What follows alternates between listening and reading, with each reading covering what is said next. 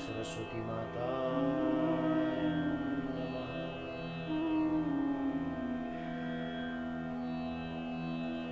आज तीसरा दिन है। इस तीसरे दिवस में पितृ पक्ष की इस सत्संग श्रृंखला में आज तीसरा दिन आप सभी श्रद्धालुओं के चरणों में और समस्त विश्वमंडल के साधु संत महात्मा, समस्त देवतागण, समस्त दृश्य अदृश्य शक्ति, समस्त ब्रह्मांड,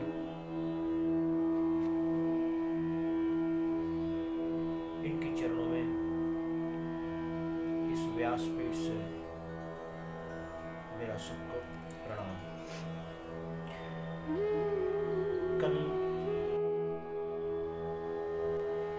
के विषय में हमने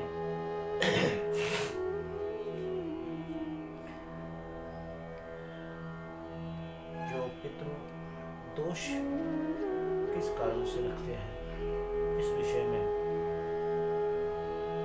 इसका ज्ञान संक्षिप्त में, जैसे ईश्वर कृपा से, समय के भाव से संक्षिप्त में मैंने आपको कहा।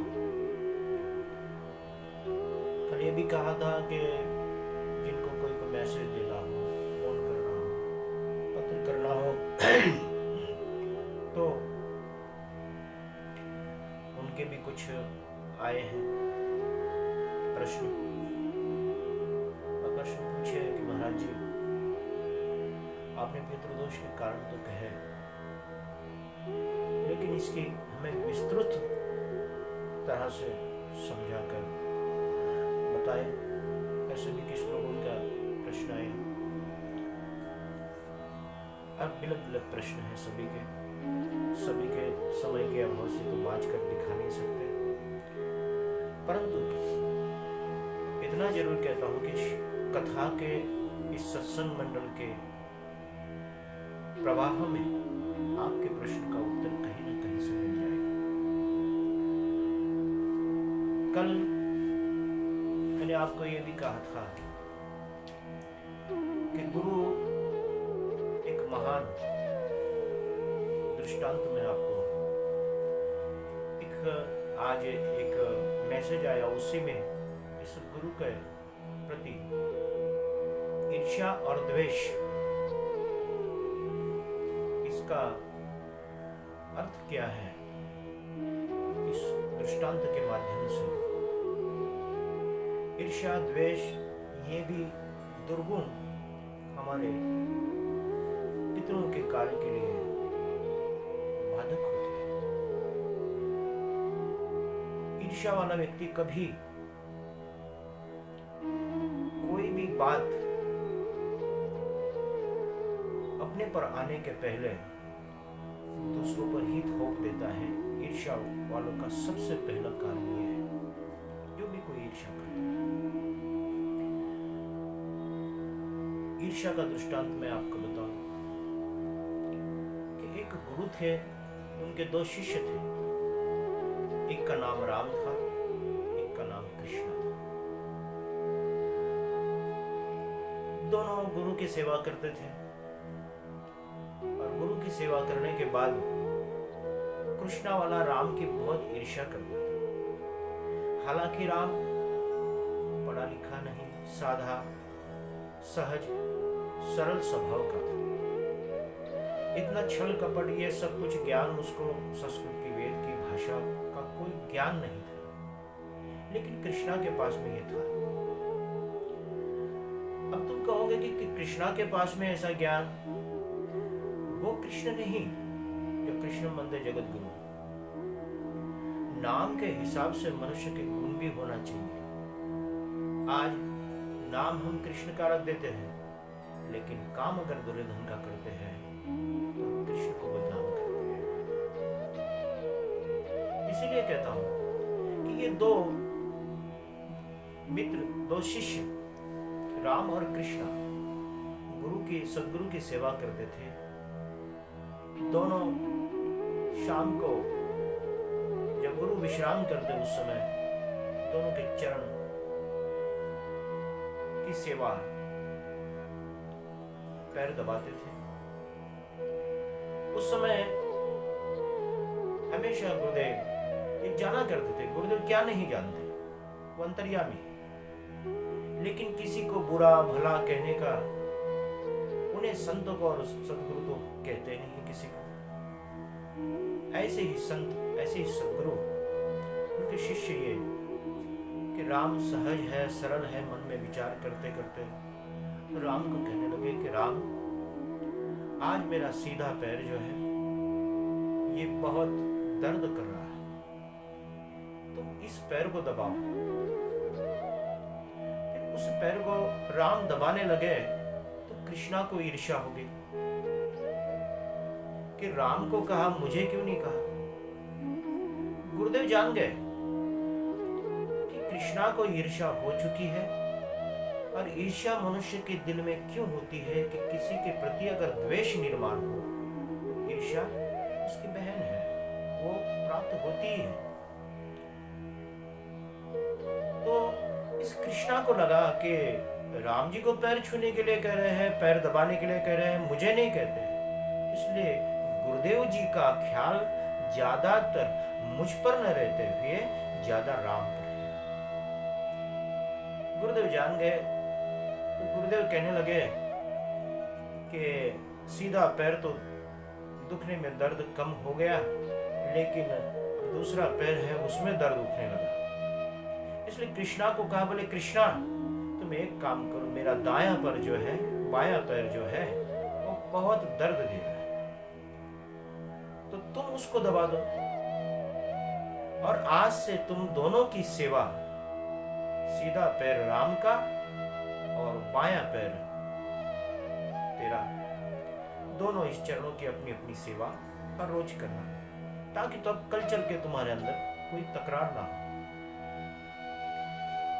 लेकिन जिसके दिल में द्वेष भरा हो वो कहीं ना कहीं से तो ईर्ष्या करेगा ही,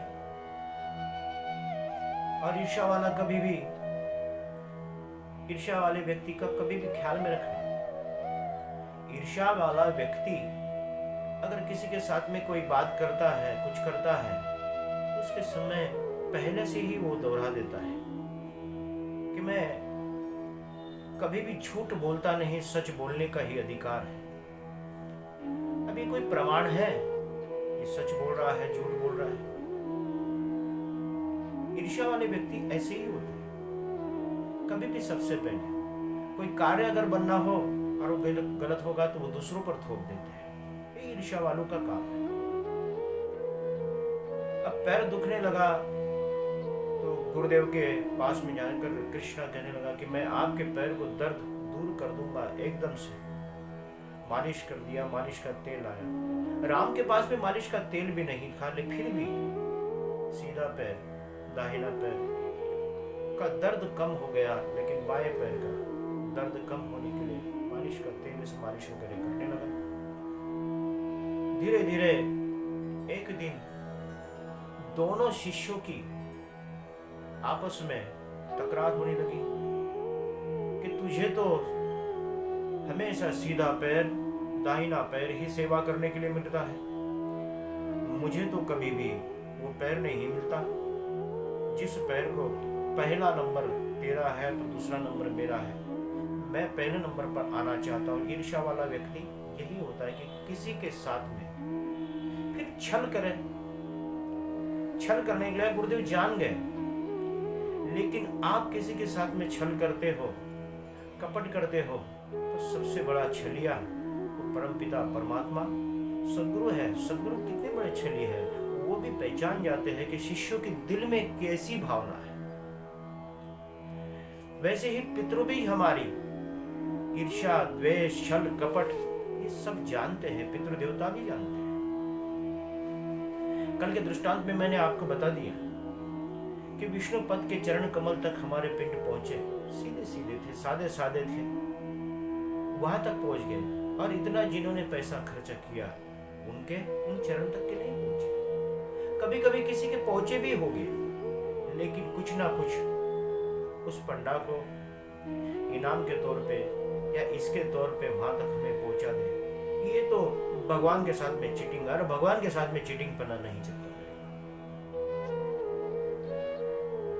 तो कहने का अर्थ, पितृ दोषों के अंदर भी ये चीटिंग नहीं चलती, सदगुरु के पास में ये चीटिंग नहीं चलती, ईश्वर के पास में ये चीटिंग नहीं चलती।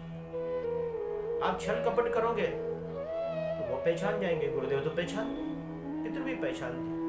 इसीलिए एक घर में अगर 4 पुत्र हो, 2 पुत्र हो, तो पितृ भी इस कपट के छल कपट को जान लेते हैं और अपनी कृपा का वर्षा जो सीधा सीधा होता है उसी पर अपना वर्षा कर देता है। भले वो परिस्थिति से नाजुक हो, आर्थिक स्थिति से नाजुक हो, वो चाहे धन वाला बने, पैसे वाला बने, लेकिन कृपा तो पितरों की उसी पर होती है जो शांति से अपना जीवन यापन करता है, सभी के लिए सद्भाव रखता है। पितरों की कृपा उस पर ही होती है। आप स्वर्ण के थाली में पितरों को भी भोजन परोसोगे, लेकिन पितृ ये कहेंगे कि तेरे भोजन की मुझे आवश्यकता नहीं है। तेरा मन कितना पवित्र है, तेरा मन ही स्वर्ण होना चाहिए। और जिसका मन स्वर्ण हो मेरे बाप, तो वो खाली की कोई कीमत नहीं होती, जिसका मन स्वर्ण हो। और पितृ वहीं पर आकर आशीष देते हैं। जानो तो सही, समझो तो सही कि हमारी औकात कितनी है।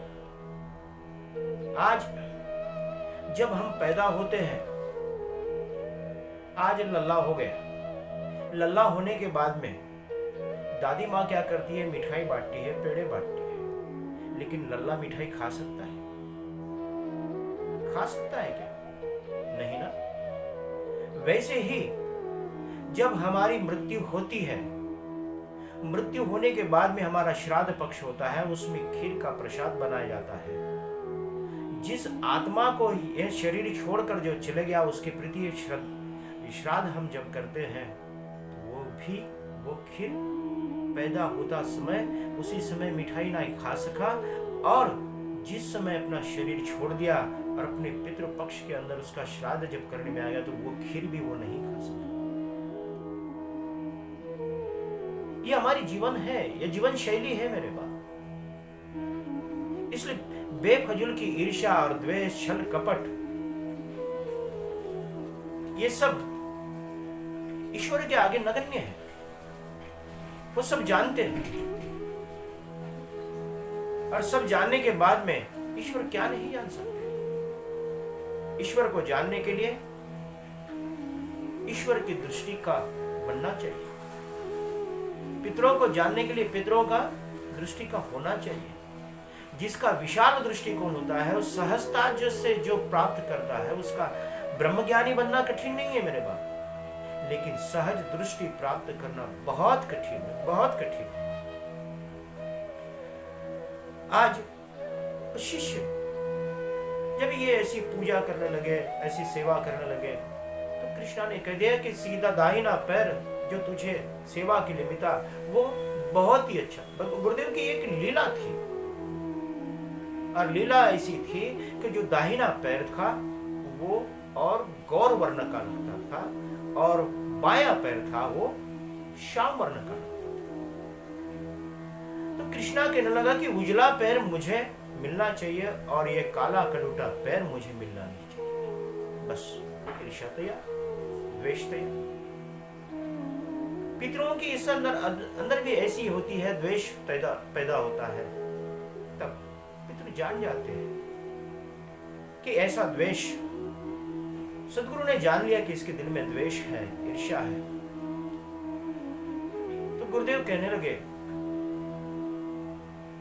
एक बार तो कृष्णा ऐसे कहने लगा कि गुरुदेव आपने उजला पैर, अच्छा जो गौर वर्ण का है पैर, वो राम को दे दिया, और मुझे श्याम वर्ण का दे दिया। गुरुदेव कहने लगे, कृष्णा तेरी इच्छा ऐसी है, लेकिन राम ने तो कभी ऐसा नहीं कहा। तब राम के पास में जाकर गुरुदेव कहते हैं कि गुरुदेव, राम, ये कृष्णा ऐसा कर रहा है तो दाहिना पैर इनको देना चाहता है, बाया पैर तू ले सकता है। राम ने कहा कि गुरुदेव, जैसी आपकी इच्छा, आपकी इच्छा के अगर मेरी कोई मर्जी नहीं चलती, सदगुरु की मर्जी के आगे अपनी मर्जी चलाते हैं, वो अहमता जिसको प्राप्त होती है, ईर्ष्या के ऊपर फिर बाद में अहमता आती है। इसलिए ईर्ष्या, द्वेष, छल, कपट ये अहमता ला देती है, और अहमता लाई तो वहां पे अहंकार प्राप्त हो जाता है, और अहंकार प्राप्त हो गया तो मनुष्य खुद के कर्मों से, सत्कर्मों से वंचित हो जाता है, उसका धर्म नष्ट हो जाता है, उसका मनुष्यता का धर्म है वो नष्ट हो जाता है, फिर पितृ का दोष लगने वाला है। आज सतगुरुदेव ने ऐसा कहने के बाद में कह दिया तो राम कहने लगे कि गुरुदेव जैसी आपकी इच्छा। तो बोले कल से तेरा बाया पैर और दाहिना पैर कृष्णा दबाएगा, कोई हरकत नहीं, जैसी आपकी मर्जी। राम बाया पैर दबाने लगे। राम सहजता से ऐसी सेवा करते थे। कृष्णा फिर से करने लगे। काला, जिसका मन काला हो ना, उसके हाथ का काम सब काला ही होता है। कृष्णा पैर दबाने लगा। दबाने के बाद में वो पैर धीरे धीरे काला होने लगा, और राम जी का पैर सीधा बाया पैर था जो कृष्णा वाला था, वो पैर उजला होने लगा। फिर से और कृष्णा को ये लीला कैसी क्या होगी कि राम जिस चरण को दबाता है वो उजला हो जाता है, और मैं जो दबाता हूं श्याम वर्ण का हो जाता है। करे तो क्या करे। ऐसे करते करते गुरुदेव ये जान गए, और गुरुदेव ने ऐसा समझा कि अब इसकी ईर्ष्या तो जा नहीं सकती। तब कृष्णा ने गुरुदेव के ऊपर लाद दिया कि गुरुदेव, शायद आपके शरीर में कुछ अस्त व्यस्त हो चुका है। आपने जो बाया पैर पहले मुझे दिया था वो श्याम वर्ण का था, आज वो उजला हो गया, और राम का हाथ लगने के बाद में उजला हो गया, और मेरे हाथ लगने के बाद में ये काला हो गया। तो ठीक है, काला होता है। तभी गुरुदेव ने कहा कि एक काम करें कृष्णा, हो सकता है मेरे प्रकृति में हेर फेर हो चुके। गुरुदेव तो ये भी जानते, वैदराज को बुलाओ और आपकी मर्जी हो ये करवा लो। वैदराज जी आए। वैदराज जी कहने के गुरुदेव की प्रकृति तो सही है, उसमें कोई फर्क नहीं। फिर भी कृष्णा कहने लगा कि ये ऐसा कैसा हो रहा है। गुरुदेव कहने लगे, कृष्णा, ये तेरी ईर्ष्या और द्वेष के कारण ही ये सब कुछ होता है। राम सरल स्वभाव का है, और जब तक सरल स्वभाव तेरा होगा नहीं तो कृष्णा को आ गया गुस्सा। कृष्णा पूरे गांव में जाकर ये कहने लगा कि गुरुदेव का आज हमेशा के लिए स्वभाव खराब हो गया है। गुरुदेव ऐसा करने लगे हैं, मुझे तो ऐसा इतनी सेवा करता था, वो राम को ही अपनाते हैं। इतना बड़ा मैं ज्ञानी हूँ, संस्कृत की, वेद वेदांत की भाषा, उपनिषदों की भाषा ये सब जानता हूँ, फिर भी गुरुदेव मुझे अपनाते नहीं। गांव में बदनामी करने लगे। किसकी? सदगुरुदेव की। ईर्ष्या वाले व्यक्ति यही करते हैं। जब तक ईर्ष्या नहीं छूटती मनुष्य की, तब तक वो पवित्र नहीं हो सकता। हम भले तीर्थों में जाए, मंदिरों में जाए, गिरजाघरों में जाए, कितनी भी पूजा पाठ करें, पर जब तक तुम्हारे दिल में ईर्ष्या है, द्वेष है, छल कपट भरा है, तो वो तुम्हें स्वीकार नहीं कर सकता। ऐसी ही एक गीता है। गीता में भी, गीता अनेक प्रकार की गीताएं हैं, और गीता के भाग अगर कहूं तो गणेश गीता, भिक्षु गीता, परमहंस गीता, षडज गीता, पिंगला गीता, शंपाक गीता, मंकी गीता, आजागर गीता, हारित गीता, वृत्त गीता, पुत्र गीता, काम गीता, यम गीता। यम गीता का दूसरा भाग आता है हंस गीता। हंस गीता के भी दो भाग हैं। दूसरा हंस गीता, नार गीता, उत्तर गीता, राम गीता। राम गीता के भी दो भाग हैं।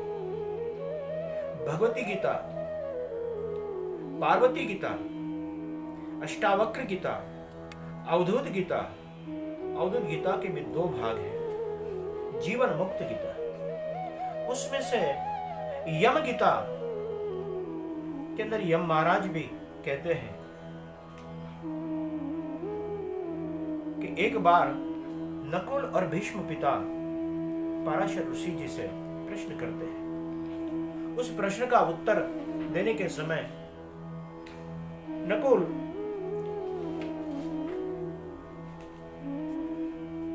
मैत्री जी से ये सवाल किया। मैत्री जी का उसी समय मैत्री जी ने महामुनि से प्रश्न किया और वही प्रश्न नकुल ने भीष्म पितामह से किया था, पराशर ऋषि से किया था। और वही प्रश्न यम महाराज के साथ में कलिंग प्रश्न करता है। कलिंग कौन? जो यमराज के सातों नीचे के दूत जो होते हैं ना, जिसके हाथ में पाद हस्त यमदूत होते हैं। तो उस समय वो कलिंग दूत एक कहने लगा कि इति यम वचन निशम्य पाशी यम पुरुष स्त मुवाच धर्मराजम कथय मम विभो समस्त धातु भवर्ति हरेहा खलु यादृश्य भक्त। यमराज पादहस्त यमदूत ने उनसे पूछा कि प्रभो, सबके विधाता भगवान हरि का भक्त कैसा होता है, यह आप मुझसे कहिए। तो यमराज ने उत्तर दिया, न चलती निज वर्ण धर्म तो यह सममतिरात्मम श्रुविद्धि पक्षे पक्षे न हरति न च हंति किंचिदुच्चे सीत मनसः तमेवे ही विष्णु भक्ता।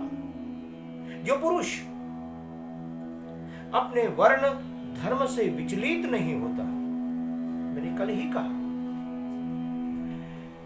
कि जिसका कर्म जैसा वैसा है वही उसका धर्म बन जाता है।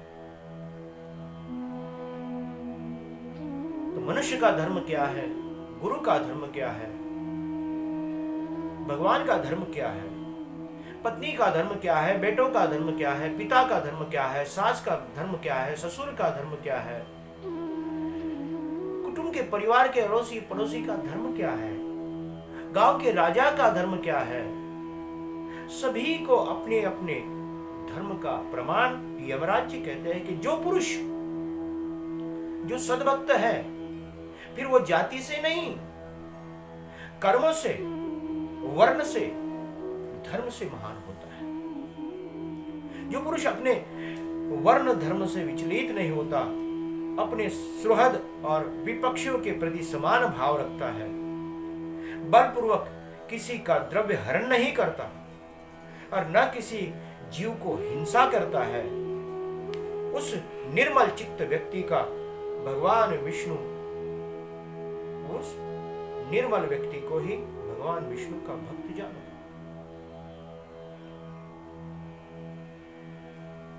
आज हमारी नीति कहां तक है? एक कुटुंब में रहने के बाद, एक दूसरे के साथ में हम एक गांव में रहने के बाद, एक मोहल्ले में रहने के बाद में एक दूसरे से हम नफरत करते हैं। कभी कभी तो मुझे गीत भी याद आता है।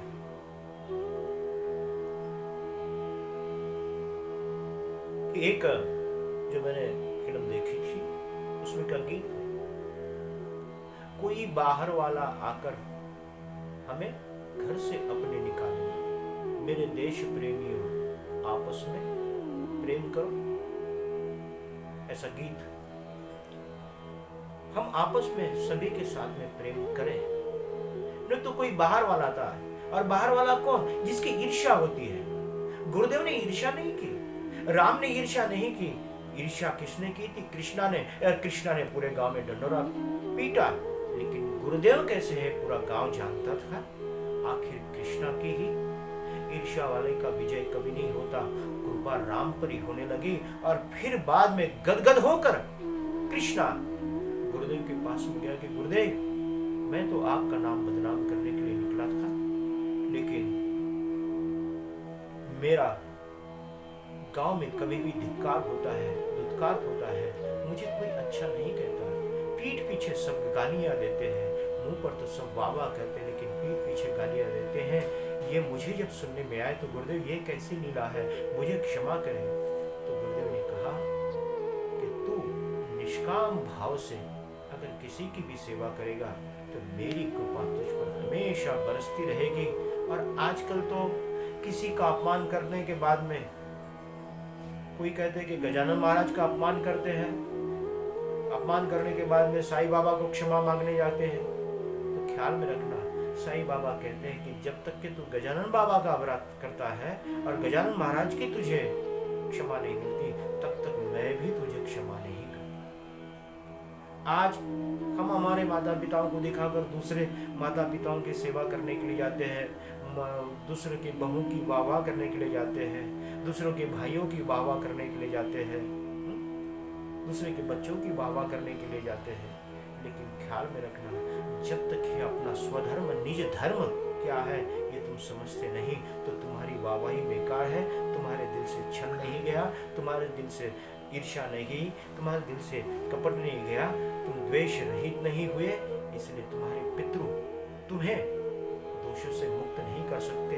इसलिए हमें ये फिर बाद में सारे दोष लगते हैं, सारे दोष हमको प्राप्त होते हैं। ऐसे बोलकर आज के प्रवचन को यहाँ पे विराम देता हूँ। इसके आगे जो प्रश्न आएंगे उसका उत्तर कल का चौथा दिन हमारी कथा का होगा।